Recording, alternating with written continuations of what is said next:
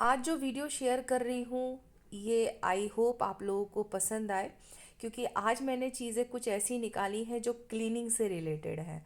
तो देखिए, घर में इस तरीके के आर्टिफिशियल प्लांट ग्रास सबके घर में होता है। इसको कैसे साफ़ करें वो चीज़ मैं आपके साथ शेयर कर रही हूँ। फिर वुडन के जो छोटे छोटे फर्नीचर होते हैं उनको क्लीन कैसे करें ताकि दीमक ना लगे। फिर उसके बाद बेड के अंदर किस तरीके से सामान को ऑर्गेनाइज करके रखें, ये सारी चीज़ें मैं आज आप लोगों के साथ शेयर कर रही हूँ, क्योंकि सबके तरीके अलग अलग होते हैं और मेरा तरीका क्या है आई होप आप लोगों को पसंद आए। तो चलिए इस वीडियो।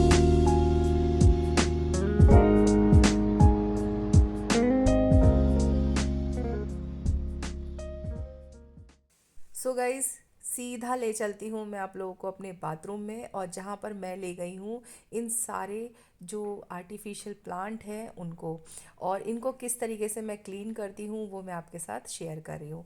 तो सबसे पहले जो जिसमें फ्लावर वुडन वाले में लगा हुआ था उनको मैंने निकाल के अलग कर दिया, और इसको वॉश करने के लिए मैं इस्तेमाल करती हूँ विम बार और थोड़ा सा खाने का सोडा। विम बार से, ये हम सबको पता है, नींबू उसमें रहता है तो थोड़े चिकनाहट भी निकल जाती है। प्लस खाने का सोडा भी डालने से चिकनाहट भी जाती है और क्लीन भी बहुत अच्छे से हो जाता है। और पानी जो मैं लेती हूँ वो गुनगुना पानी का इस्तेमाल करती हूँ, ताकि जितनी भी जो तेल कट होता है, ऑयली जैसा हम जो किचन में मैक्सिमम यूज़ करते हैं वो चीज़ें अच्छे से निकल जाए। तो बस यही फ़र्क है, गुनगुना पानी से बहुत जल्दी क्लीन होता है, ज़्यादा मेहनत करने की भी ज़रूरत नहीं होती। जैसा कि आप देख रहे हो, बस मैं खाली उसमें डुबो रही हूँ और थोड़ा सा हाथ से रगड़ ले रही हूँ। ऐसा नहीं है कि इसको भिगो के रखना है और आपको फिर बाद में धोना है। मैं ऐसा कुछ नहीं करती हूँ, बस इसी विम बार में और खाने के सोडे में और गुनगुने पानी में इस तरीके से करके मिक्सर बना के और ये सब प्लांट को धो लेती हूँ। और उसके बाद जो पानी है, बहते पानी में मैं इसको धोती हूँ, क्योंकि इसमें जितनी भी धूल वगैरह होती है वो बहुत आसानी से निकल जाती है। और महीने में आप इसे एक बार धोएं, चाहे तो आप 2 महीने में धोएं, पर धोएं तो इसी तरीके से धोएं। तो प्लांट मैं मैक्सिमम सच बताऊं तो मैं 6 महीने में एक बार धोती हूँ। हाँ, थोड़ी बहुत हम इसको झाड़ लेते हैं महीने में एक दो बार, जब हम डस्टिंग करते हैं। ज़रूरी नहीं कि महीने में, जब हम डस्टिंग करते हैं तब इसको बस एक सूखे कपड़े से झाड़ लिया, बस हो गया। लेकिन जब एक डीप क्लीनिंग करते हो आप, तो साल में 2 बार करो, क्योंकि उससे क्या होता है, देखो, इनके कलर भी नहीं जाते और सालों साल चलते हैं। और ये मेरा बहुत सालों का कलेक्शन है, तो ये यूं ही इकट्ठा नहीं हुआ। और देखो मिट्टी, कितनी सारी मिट्टी निकली है। तो इस तरीके से अगर आपको आर्टिफिशियल को सालों साल चलाना है जैसे मैं चला रही हूँ, तो इस तरीके से आप एक बार ट्राई करके देखो, बहुत ही फ़ायदेमंद रहोगे आप। तो उसके बाद देखिए, वॉश होने के बाद इसे घर के अंदर ही सुखाना है, कोई धूप वगैरह में नहीं सुखाना है। और इसको एक कपड़े पे सुखाने के लिए छोड़ देना है। तो मैंने ये शाम के समय धोया था और रात भर इसे छोड़ दिया था। और दूसरे दिन सुबह उठ के इसके ऊपर मैं क्या करती हूँ वो भी मैं आपको बताऊँगी। लेकिन उससे पहले जो लकड़ी का जो पॉट होता है, अगर है तो उस पर नारियल के तेल से थोड़ा सा हम क्लीन कर देते हैं। तो वो भी एक हो गया। तो ये देखो, रात भर सूखने के लिए ये छोड़ दिया, और दूसरे दिन सुबह उठ के मैं इसके ऊपर जो हमारा रूम फ्रेशनर होता है वो मारना है। अगर आपके पास कोई पुराना परफ्यूम है तो आप वो उसका भी इस्तेमाल कर सकते हैं, लेकिन मैं मैक्सिमम रूम फ्रेशनर का इस्तेमाल करती हूँ। और इस तरीके से मेरे जो पुराने प्लांट हैं वो सालों साल चलते हैं और काफ़ी टाइम तक चल रहे हैं। और इसी तरीके से मैं अपने आर्टिफिशियल प्लांट की देख रेख करती हूँ।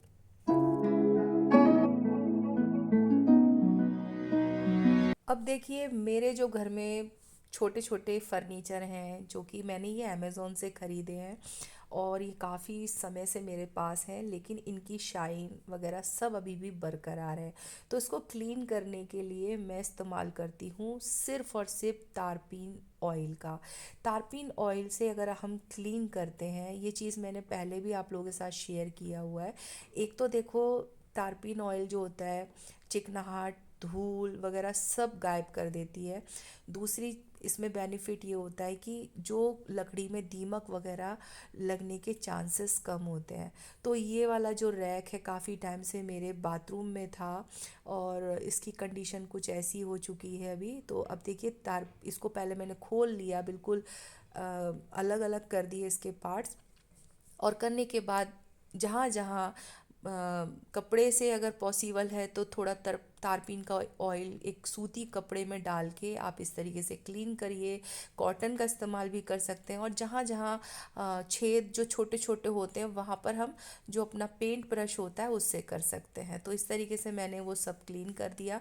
अब बारी आती है मेरे दीवान की, जो कि मुझे काफ़ी टाइम से इसे ठीक करना था और ये मेरे लिए बहुत बड़ा मल्टीटास्क है काम। तो किस तरीके से मैं ऑर्गेनाइज़ करती हूँ, ये पहले का क्लिप है जो मैं आप लोगों के साथ शेयर कर रही हूँ। ये सच बताऊँ तो बड़ोदरा का क्लिप है और मैंने ये वीडियो तब का बनाया हुआ है और अभी मैं आपके साथ शेयर कर रही हूँ, क्योंकि यहाँ आने के बाद मैंने फिर से सारी चीज़ें उसी तरीके से सेट कर दी जिस तरीके से मैं अभी शेयर करने वाली हूँ। और ये पुराना क्लिप आपके साथ शेयर कर रही हूँ। तो ये कुछ कर्टन वगैरह जो होते हैं इनको सब सेट कर के अलग अलग रख रही हूँ। और बाद में इनको किस तरीके से मैं रखती हूँ वो मैं आपके साथ अभी बताऊंगी। तो सबसे पहले तो छाट छटाई कर रही हूँ कि कौन सी चीज़ रखनी है कौन सी चीज़ नहीं रखनी है। तो वही चीज़ें सबसे पहले हमें करनी पड़ती है। कभी कभी घर में कुछ कुछ चीज़ें ऐसी इकट्ठी हो जाती है, हम सोचते तो हैं हम आज यूज़ करेंगे, नहीं कल यूज़ करेंगे, और वो यूज़ हम कभी नहीं करते। ये मेरा खुद का अनुभव है। और ऐसे सालों साल से वो ऐसे कपड़े का ना ढेक बन जाता है। तो मैंने सोचा, बड़ौदरा जब मैं छोड़ रही थी तो मैंने सबसे पहले इनकी छाट छटाई करी। कुछ ऐसी ऐसे ब्लैंकेट निकले जो पुराने थे, जिनकी कंडीशन ज़्यादा ठीक नहीं थी। तो कुछ कुछ तो देखो पायदान के काम आ जाते हैं, और जिनकी कंडीशन अच्छी है तो उसे दान कर दो। तो ये दो ऑप्शन मेरे लिए बेस्ट रहते हैं। अगर ज़्यादा ख़राब है तो घर में आप छोटी मोटी चीज़ें बनाने में इस्तेमाल करो, और जो ठीक ठाक है उसे आप किसी गरीब को दे दो। इस बातों बातों में देखो बेड जो है पूरा खाली हो चुका है और अभी बारी आती है इसको क्लीनिंग करने की। तो इसके लिए सबसे पहले देखो खाली हो गया, खाली होने के बाद एक सूखे कपड़े से मैंने पोंछ लिया। फिर उसके बाद ब्रश लिया है जो पेंट ब्रश होता है। उससे क्या होता है, जो साइड साइड से जहाँ धूल होती है जिसे हम निकाल नहीं सकते, जिनके पास वैक्यूम क्लीनर नहीं होता है, तो वो ये तरीका अपना सकता है। बहुत आसानी से ब्रश की सहायता से कोने कोने से धूल जो है ना आसानी से निकल जाती है, और उसके बाद आप इसे डस्टबिन में उठाकर फेंक दो। तो बस इस तरीके से मैं अपने जो दीवान है इसकी क्लीनिंग कुछ इस तरीके से करती हूँ। और ये महीने में एक बार ज़रूर करनी चाहिए। उसके बाद आती है इसको और अच्छे से डीप क्लीन करने की, और दीमक वगैरह ना लगे वो भी हमें फॉलो करना है। तो मैंने क्या किया है, ये जो गीला कपड़ा आप देख रहे हो ये एक सॉल्यूशन में मैंने भिगो कर लाया है। तो वो सॉल्यूशन क्या है, गुनगुना पानी लिया है, उस वो मैं आपको इस वीडियो में नहीं दिखा पाई। गुनगुना पानी लिया है, उसमें मैंने डाला वही अपना थोड़ा सा तारपीन का तेल और डिटॉल। वो डालने के बाद 2 बार उसको बेड को पोंछ लिया बहुत अच्छे से। पोंछने के बाद फिर वही रूम फ्रेशनर को इसके बेड पे लगा दे रही हूँ, ताकि खुशबू भी बनी रहे और हमारा बेड जो है डिटॉल फिर तारपीन इससे क्लीन भी हो गया। तो इस तरीके से मैंने पूरे बेड को सूखने के लिए छोड़ दिया 1 घंटे के लिए। फिर उसके बाद जब ये सूख जाता है फिर इन सारी चीज़ों को हम अरेंज करके लगाएंगे बेड के अंदर। अब बेड के अंदर ये चीज़ों को लगाएंगे कैसे, ज़रूरी नहीं है कि हर वक्त हमारे पास महंगे महंगे वाले ऑर्गेनाइज़र हों। तो उस टाइम पे क्या करना है, जो हमारे पिलो कवर होते हैं या शॉपिंग बैग होते हैं वो हमारे बहुत काम में आते हैं। तो उन्हीं चीज़ों का इस्तेमाल करके इन सारी चीज़ों को मैं अरेंज कर रही हूँ। और जो कार्डबोर्ड के बॉक्स होते हैं जो हम ऑनलाइन शॉपिंग करते हैं उसमें भी सामानों को रखने का बहुत ही बेस्ट तरीका है। तो बस इन्हीं चीज़ों को ऑर्गेनाइज करके मैं किस तरीके से रख रही हूँ वो भी आपके साथ शेयर कर रही हूँ। फिर बारी आती है इस तरीके के ऑनलाइन जो ऑर्गेनाइज़र होते हैं, ये मैंने सिर्फ 3 ही मतलब ख़रीदे थे और ये सेट था 3 का। तो इस तरीके से मैंने मंगाए थे। तो ये जो 3 का सेट है। इसमें मैं एक वाले में जितने भी कुशन कवर है मेरे वो सारों को अरेंज करके रख रही हूँ।